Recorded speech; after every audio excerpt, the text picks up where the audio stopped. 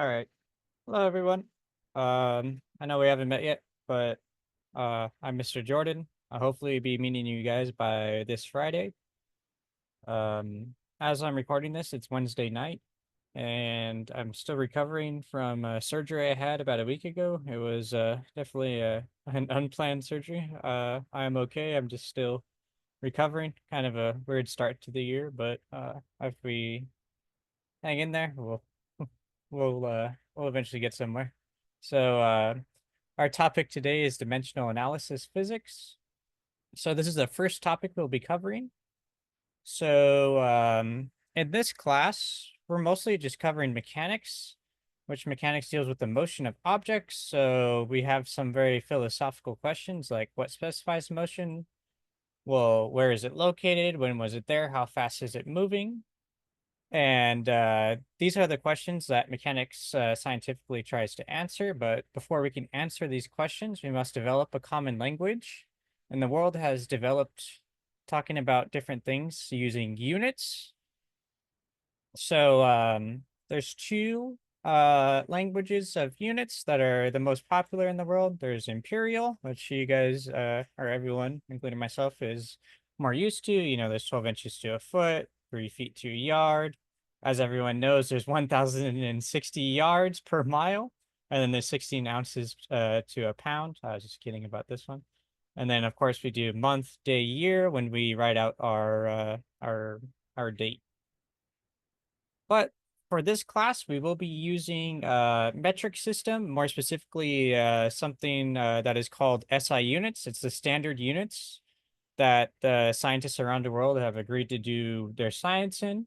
So for length, we have meters, and then as you can see here are bases for each thing going from milli to regular. So like let's say millimeters to meters. There's 1,000 from meters to kilometers. There's 1,000 grams to kilograms. There's 1,000 kilograms to a ton. There's 1,000. So that makes things a lot simpler. And then if you've ever seen how dates are written in Europe or other places in the world, they actually start by writing their day first, followed by month, followed by year. You do not have to do this in this class, but that is just how it is done. So the units that we will cover in this class, besides a couple of these actually, you do not need to know these right away. You do not need to know these by Friday because you're throughout this whole year you're gonna have plenty of practice with these. In fact, you probably had practice with grams in chemistry because since in a classroom setting doing work in grams is more common since you're only doing a lab with chemicals for yourself, but usually people use kilograms since that is people usually make things in bulk. For length we have meters, for time we have seconds, for current we have amps or ampere. Temperature we use kelvins, the absolute scale of Celsius. And then for luminosity we have the candela, and then for amount of a substance, so you guys dealt with this last year, you use the mole. So definitely the ones that we'll deal with first are meters and seconds. Those are going to be pretty much throughout the first unit. Then we'll slowly start introducing, some other ones as well that we'll be talking about. So like I said, do not worry if you do not know all these right away. We will have plenty of time, and that's going to be one of my favorite questions is what units are we using in this calculation? And if, like I said, if that is something you don't feel like you're strong in, I mean, that's the point of this class is you'll definitely be better than where you were when you started. That's just all I'm looking for is improvement. And that actually takes me to a side subject. There is going to be a good amount of math in this class, but like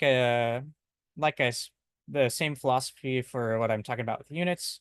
If you're not comfortable with math, you hate math, whatever your opinion is on it. All I'm looking for is for you to give your best, and to just look to improve. If you have a question on any math in this class, I do not like math having to be the barrier for having you not doing physics.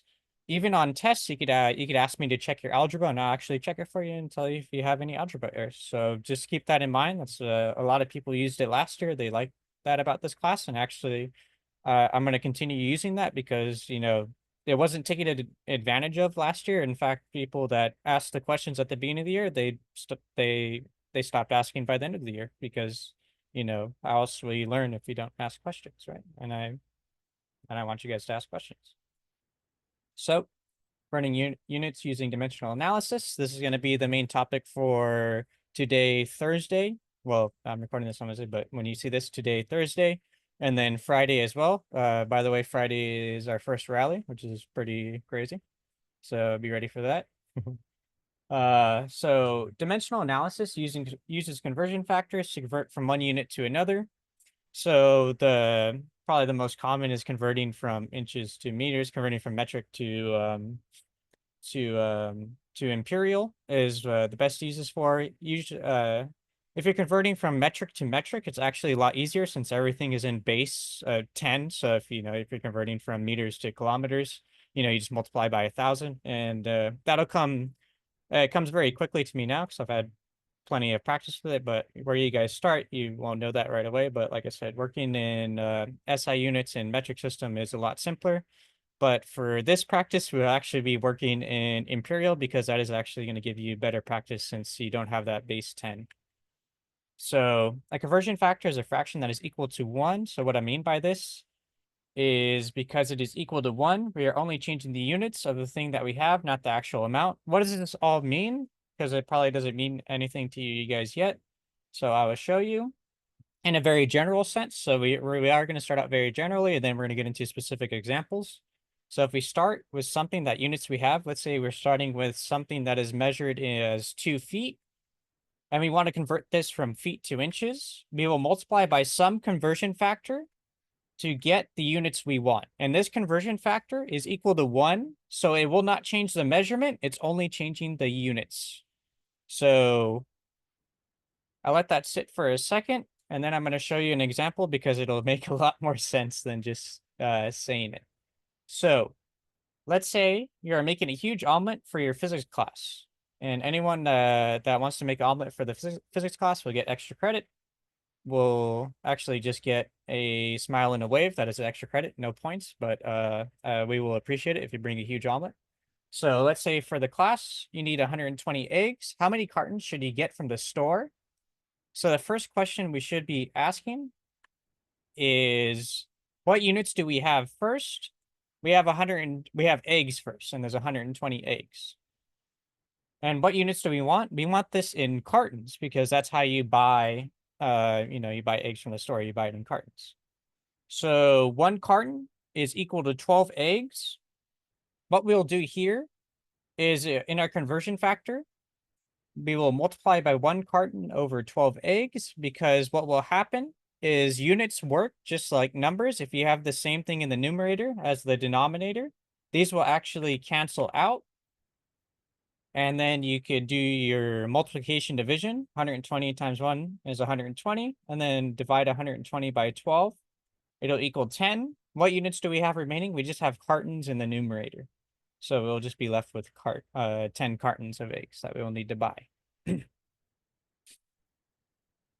So this is the first example. I'm pretty sure many of you knew this off the top of your head. You know there's 12 eggs. So this is just a breakdown of the math that most of you probably did in your head to get how many cartons you would need, since a dozen eggs per carton.